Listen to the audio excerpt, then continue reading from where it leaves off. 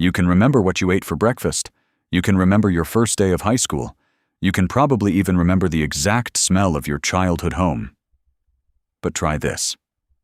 Reach back as far as you can and find your very first memory, the one before all the others. For almost everyone, there's nothing there. Just a wall of darkness before the age of 3 or 4. And the real reason for that wall is far stranger than you think. It's not that those years didn't happen. You were there. You cried, you laughed, you learned to stand, you heard your own name spoken 1,000 times. None of it is missing because it didn't matter. It's missing because your brain was never built to keep it. Scientists have a name for this gap. They call it infantile amnesia. Sigmund Freud noticed it over 100 years ago and assumed it was psychological, a kind of repression, memories buried because they were too disturbing to keep. He was wrong about the cause, but he was right that something deliberate was happening. Your mind wasn't failing to remember your early childhood. It was actively clearing it out. To understand why, you have to understand what a memory actually is. A memory isn't a video file sitting in storage, waiting to be replayed. It's a pattern, a specific set of neurons that fire together and stay linked. Every time you recall something, your brain rebuilds that pattern from scratch. Strengthen the links enough times, and the memory holds. Leave them weak, and the memory dissolves back into nothing. Now picture what's happening inside a baby's brain. It's not idle. It's under construction. And the construction site is the hippocampus, the part of your brain responsible for stitching moments into lasting memories. In an adult brain, the hippocampus produces new neurons slowly, almost cautiously. In an infant brain, it produces them at a staggering rate. Thousands of new neurons every single day, all wiring themselves into the same small structure that's supposed to be holding on to memories.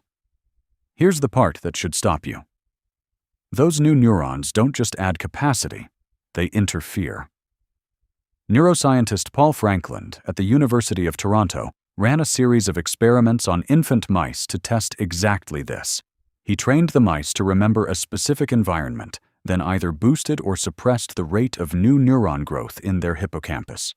The mice with more new neurons forgot faster. The mice with fewer new neurons remembered longer. The very process that was supposed to help young brains learn was the same process erasing what they'd just learned. So, is that the whole story? Not quite. There's a second piece. And it has nothing to do with neurons. It has to do with language. Developmental psychologist Patricia Bauer has spent decades studying how memory develops in toddlers, and her research points to something easy to miss. A memory you can describe in words is a memory you can hold on to. A memory you have no words for is a memory with nothing to grip. Before a child has language, before they can form a sentence with a beginning, a middle, and an end, experience moves through them without a structure to lock it in place. The feeling was real. The story to contain it didn't exist yet. This is where it gets even more interesting. Psychologist Carol Peterson at Memorial University has spent years interviewing young children about their earliest memories, then checking back years later to see what survived. What she found is that the memories that stick aren't necessarily the biggest events. They're the ones turned into a narrative, told and retold by a parent, a sibling, anyone willing to put the moment into words. The story is what makes the memory portable. Without it, even something significant slips away. So your earliest years weren't lost in some failure of your biology. They were sacrificed for something more important. A brain replacing thousands of neurons a day, building the very architecture your memory system would eventually run on, simply isn't stable enough yet to keep what it experiences. It's still becoming the machine that remembers. How could it also be expected to use that machine perfectly? Here's the counterintuitive twist most people never hear. Babies do form memories, real ones. Researchers have shown that infants as young as 6 months can recognize a face they saw once, weeks earlier. They can remember the sequence of a toy demonstration. They can show clear signs of recall in carefully designed lab tests. So the memories aren't failing to form. They're forming and then getting overwritten, buried under the next wave of neurons before they ever have the chance to stabilize into something long-term. Think about what that means. The version of you that existed at age 2 had a working memory, in the moment, of you. That version felt things, recognized people, formed preferences. That version is gone, not because nothing happened, but because the very system upgrading itself in real time wiped its own early drafts as it went. You are, quite literally, running on a brain that deleted its own beta version. And there's a deeper twist hiding inside all of this. The memories you do have from early childhood, the ones you'd swear are real, often aren't memories at all. They're reconstructions. A photograph you've seen 100 times. A story your mother has told at every birthday since you were 5. Your brain takes these secondhand fragments and quietly stitches them into something that feels like a genuine first-person memory. You don't experience it as borrowed. You experience it as yours.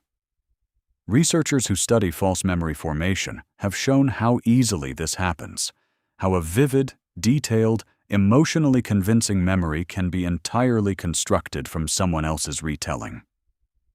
So when you try to remember being 3 years old at the beach, what you might actually be remembering is the photo album, the story your dad tells every summer. Not the beach itself. Why does any of this matter to you now, decades removed from that hippocampus under construction? Because it changes what you think a memory even is. You probably think of memory as a record.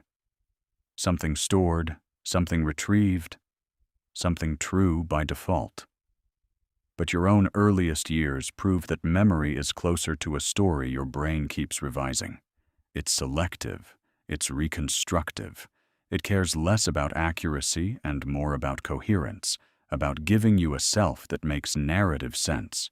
That should make you a little more humble about every memory you trust completely, not just the ones from when you were 2. Your brain is still doing some version of this process right now, today, every time you recall something from last year and feel certain you've got it exactly right.